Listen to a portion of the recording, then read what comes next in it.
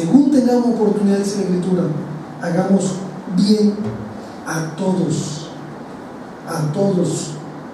y mayormente a los de la familia de la fe. 1 Corintios 13, ¿verdad? No podía faltar el capítulo que habla acerca del amor.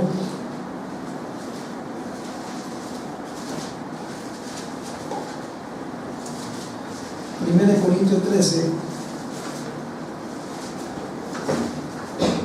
la preeminencia del amor.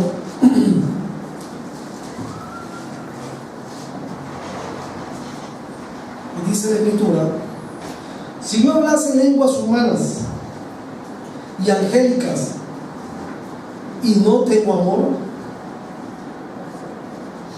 vengo a ser como metal que resuena o címbalo que retiñe.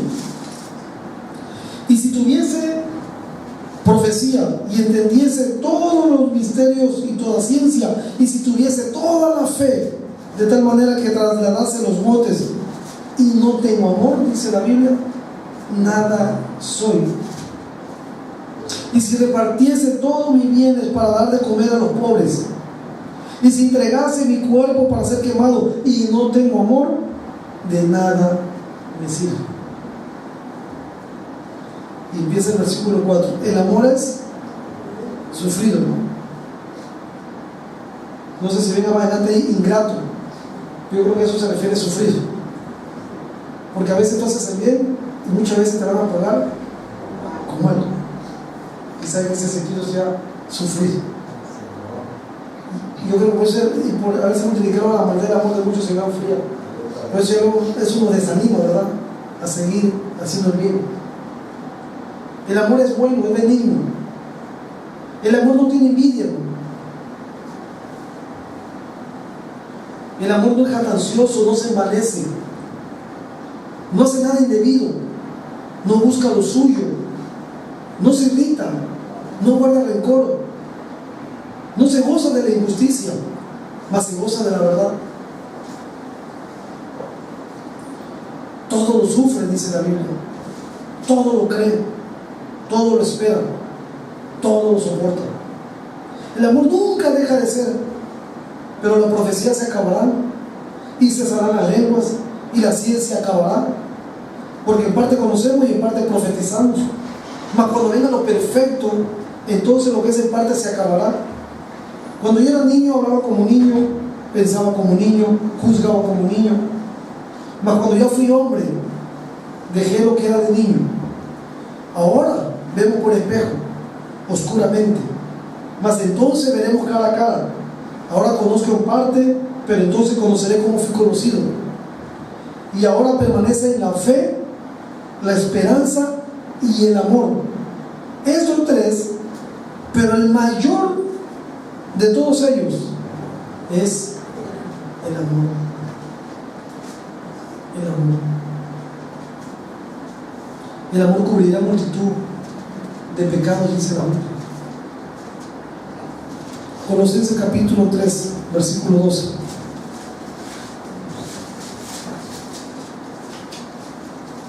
Colosenses capítulo 3, versículo 12 al 14.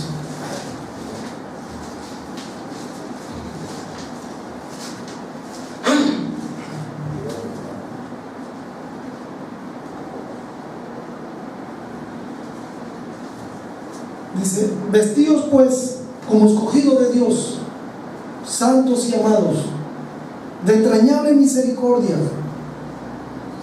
Colosenses 3, 12. Colosenses 3, 12, 14.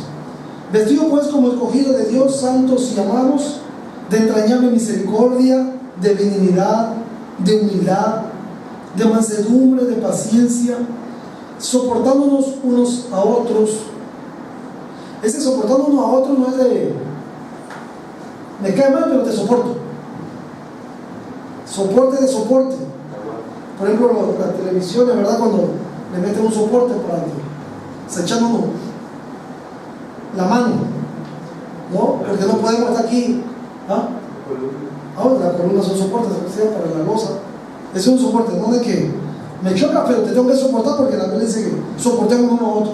No sé, porque eso es antibíblico, ¿no? Soportándonos unos a otros, echándonos la mano unos a otros. Sí, porque si estaba soportando a alguien aquí arrepiéntete, hermano. Ya hasta me perdí por andar andar soportando uno a otro y perdonándonos unos a otros. Si alguno tuviera queja contra otro, de la manera que Cristo nos perdonó, así también hacemos nosotros. Versículo 14. Y sobre todas estas cosas que acabamos de mencionar, vístanse de qué, hermano? De amor, que es el vínculo perfecto, que es el vínculo perfecto. Amén. Y el amor, dice en otra parte de la Biblia, cubrirá multitud de pecados. Así que cuando amamos, cuando demostramos a través de acciones buenas a favor de los demás, estamos inclusive cubriendo multitud de pecados. Amén. Vamos a orar.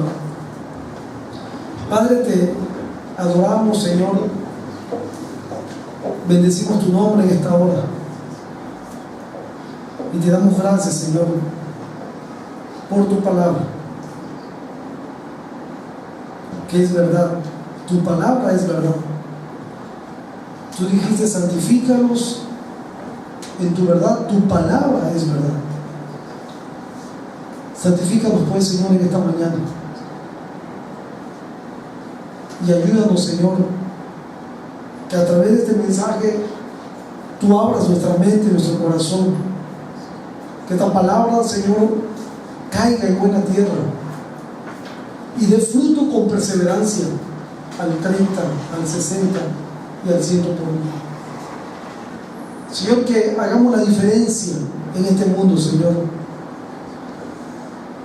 Padre, la gente está cansada, Señor, de la letanía de la salvación. Lo que la gente quiere ver son cristianos verdaderos, Señor. Cristianos que evidencien a través de su vida, a través del amor, a través de las obras, a través de las acciones buenas, que realmente tú vives en nosotros, Señor. Padre, ayúdanos, Señor, a no mirar por lo nuestro, sino también por lo de nosotros. A no cerrar nuestro corazón, Señor. A no estar enfocado en nosotros mismos, sino a ver la necesidad de otros. A que hagamos en una oportunidad que tengamos, Señor, cada día, de poder bendecir, de poder ayudar a otros, Señor. Padre, bendice esta iglesia para que abundemos como oraba Pablo, así también, Señor, lo hago yo en esta mañana, para que crezcamos y abundemos en amor los unos para con los otros, Señor. Que no permitamos que el diablo, ni el mundo, ni aún nuestra propia carne se opongan para que hagamos conforme a tu voluntad. Y porque el primer fruto del Espíritu es precisamente amor. Amor, Señor. Ese amor ágape, que tú has derramado en nuestro corazón por tu Santo Espíritu.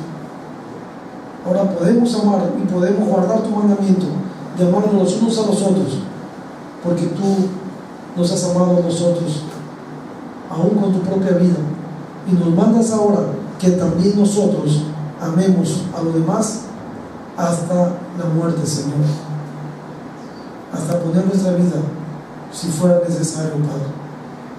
Bendícenos, ayúdanos, Señor, a entender esta verdad, pero sobre todas las cosas a tomar la decisión de ponerla por obra, Padre.